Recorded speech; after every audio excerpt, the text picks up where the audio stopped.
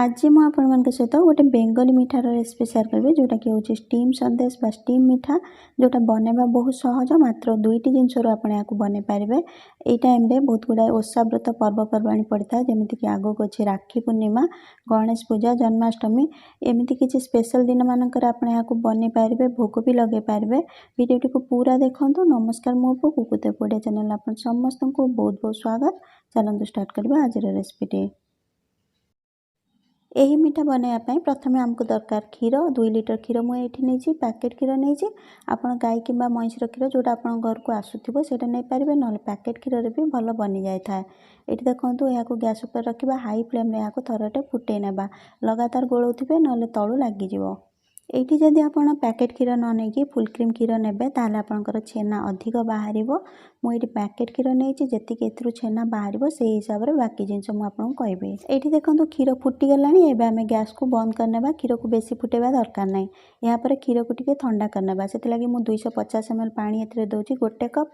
जदि आप घर चा पिया कप्रे दौरान ताल आप 2 कप पानी दे दिंतु ना 5 मिनिट पर्यंत यहाँ गोलैक हल्का टे ठंडा करनी। एमती कले कौन हम कि जो छेना आम बनवा से पूरा नरम बनव। जदि आप बहुत गरम थी क्षीर में विनेगार कि लेंबू रस देके छेना बनइबे छेना बहुत टाण बन थाए। यही रेसिपी रे छेना बनवा ही सबुठ इम्पोर्टाट पार्ट। आपड़ ये जदि छेना भल बन पारे नरम बन पारे ताल आपंकर मिठा पूरा परफेक्ट बनव। जदि छेना टी टाण हो बिल्कुल भी भल बननी। एथिरे पानी देकी टिके गोले नेला परे आमे एथिरे लेंबू रस किंबा विनेगार देकी छेना छिड़ेबा। एठी मु 6 बड़ चमच विनेगार नहीं जोटा कि आमर घर खाइबा चमच थाए से मापिकी। जदि आप लेंबू रस नौचंती ताले से मापिकी 6 बड़ चमच नहीं जिबे लेंबू रस। आ जेतिकी आमे लेंबू रस किंबा विनेगार नबा तार डबल पानी नहीं जिबा। कहीं ना जदि आप लेंबू रस किंबा विनेगार डायरेक्ट पकई देबे क्षीर रे ताले देखिबे कि आपनकर छेना गोटे गोटे जगार छिड़ी जिवो आ गोटे गोटे जगार छिड़ीबनी भल भाबे आ टाण भी हो जाए। एठी गोटे जिनस ध्यान रखिए जो आप लेंबू रस किंबा विनेगार मिसा पानी को एथिरे देबे एकाल पूरा देदेवेनी अल्प अल्प करके देबे 10 सेकेंड पर्यंत हल्का गोले नेबे।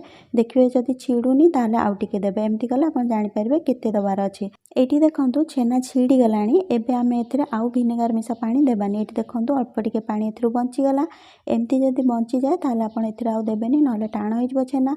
आ जदि पूरा पानी एथिरे देला परे भी छेना छिड़ुनी ताले आउ टिके लेंबू रस किंबा विनेगार पानी मिसेक आपण एथिरे दे पारिबे। एबे आमे एथिरे किछि आइस दे दबा जदि आपण पाखरे अछि नले आपण ठंडा पानी भी दे पारिबे। ठंडा पानी नथिले आपण नॉर्मल पानी दे पारिबे टिके अधिक दे देबे। एमती कले कोन होबो कि छेना टिके ठंडा हो जिवो जे पर्यंत आमे याकु छांकीबा से भीतर एटा बेसी टाण हो जाय थाए। सेति लागि एही प्रोसेस को आपण निश्चय करिवे। एबे आमे छेना को जेकोसी सूता कपड़ा और धला कपड़ा रे छांकी नेबा। कलर वाला कपड़ा यूज करिवेनी सेमती रे कलर लागी जाय थाए छेना रे बेले बेले। एहा को आमे भला पे छांकीला पर एठी देखंतु छेना रे जो पानी बाहर छी आपण याकु फोपाड़ीबेनी आपण याकु व्यवहार करनेबे। कहीं ना क्षीर रे जहाँ भी विटामिन थाए एही छेना पानी सब थाए सेति लागि डाली तरकारी किंबा आटा चकटिबारे आपण याकु व्यवहार करनियंतु। एबे आमे छेना को भला भाबे धोई नेबा संगे संगे बेसी देरी करिवेनी कहीं ना छेना एबे भी गरम अछि। जेते अधिक समय पर्यंत गरम रहिबो सेते जल्दी टाण हो जाए थाए। या सहित लेंबू रस बा विनेगार जोटा आमे देई थांती तार खट्टा अंश भी एथिरे बाहरी जिवो। एठी मु आपन गोटे अनुरोध करबा चाहूची जदि आपन चैनल को प्रथम थर पय आछंती आ वीडियोटी आपन भल लागुची ताले प्लीज चैनल को सब्सक्राइब करंतु बेल आइकन को प्रेस करंतु या सहित ऑल ऑप्शन ने क्लिक करंतु। एमिति कले मोर नुवा वीडियो रो अपडेट आपन को सबटु आगे मिलिबो। वीडियोटी भल लागिले गोटे लाइक करंतु और शेयर करंतु। जदि आगुर आपन चैनल को सब्सक्राइब करनै चंती ताले आपन को बहुत बहुत धन्यवाद। एबे आमे छेना को भल भाबे टाइट करके चिपुड़ नेबा जेमति कि एथिरे बिल्कुल भी पानी रहइबनी। पानी रहिले हमर मिठा बिल्कुल भी भल बनिबनी। एटा देखंतु मु भल भाबे चिपुड़ी नउची गोटे गोटे ड्रॉप हेकी पानी पडुची एतिकी पर्यंत आमे याकु भल भाबे चिपुड़ीबा।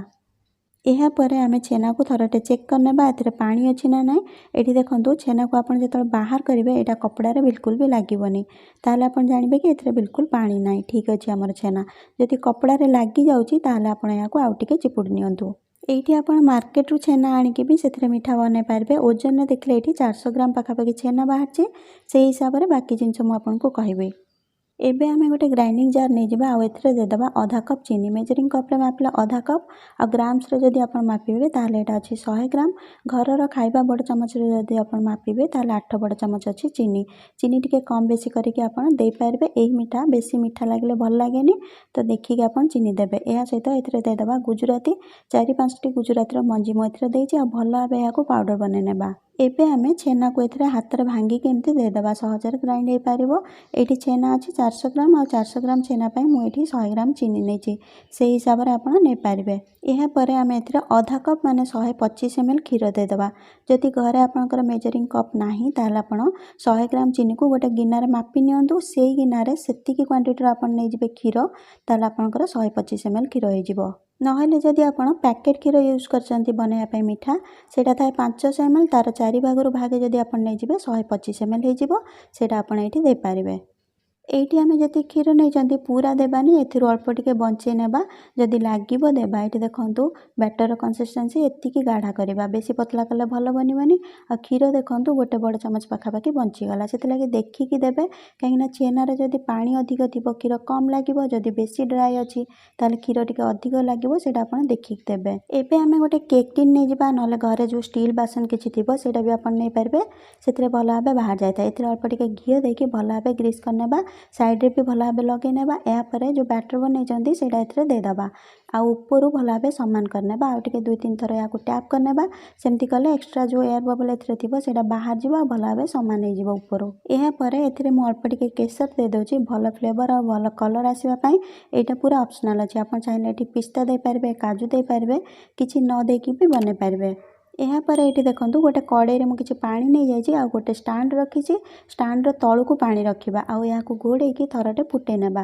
पानी फुटिला पर केक टिन को आम ए रखा आ घोड़णी घोड़े लो मीडियम फ्लेम में या स्टीम देदेबा। ये ध्यान रखिए पानी फुटिला पर केक टिन रखिए आ बार बार या खोलिकी चेक करेंगे। जदि काच घोड़णी थाए ताल आप काच घोड़णी लगे बनइबे ताल आप देखिपारे बाहर कि केते फुलिला कहीं जिते यहाँ फुलू थो से आप घोड़णी काढ़ी चेक करेंगे या दबी जाए। यह सहित एथिरे पानी अच्छी ना नहीं आप देखिपारे जदि पानी लगे ताले गरम पानी करके एथिरे दे पारबे ठंडा पानी देबेनी। एठी देखंतु पाखापाखि 40 मिनिट हो गलानी। एबे आमे याकू चेक करनेबा आपण 30 मिनिट रे थरटे याकू निश्चय चेक करेंगे। जदि देखिए बैटर लगुची ताहले आउ 10 मिनिट पर्यंत स्टीम दे देबे। एठी देखंतु टूथपिक रे चेक कले बिल्कुल भी बैटर लागुनी। एबे आमे याकू गैस बंद करके ठंडा करनेबा कहीं ना एटा पूरा रेडी अछि। एही रेसिपी रे आपनको टिके कम किंबा बेसी टाइम लागी पारे। जदि बैटर बेसी पतला अछि टिके अधिक टाइम लागिबो बेसी गाढ़ा थिले टिके कम टाइम लागिबो किंतु पूरा सुखला सुखला लागिबो। सेति लागि बैटर आपण पूरा ठीक रे बनेबे जदि पूरा परफेक्ट बनिबो। एठी देखंतु मीठा हमर ठंडा हेलानी भल भाबे साइड छाड़ीबा को लागिलानी ठंडा हेले एमती साइड छाड़ीबो। एबे आमे गोटे छुरी नै कि साइड आउ टिके टिके याकू छड़े नेबा जहाँ भी अल्प टिके लागिथिबो सेटा बाहरी आसीबो।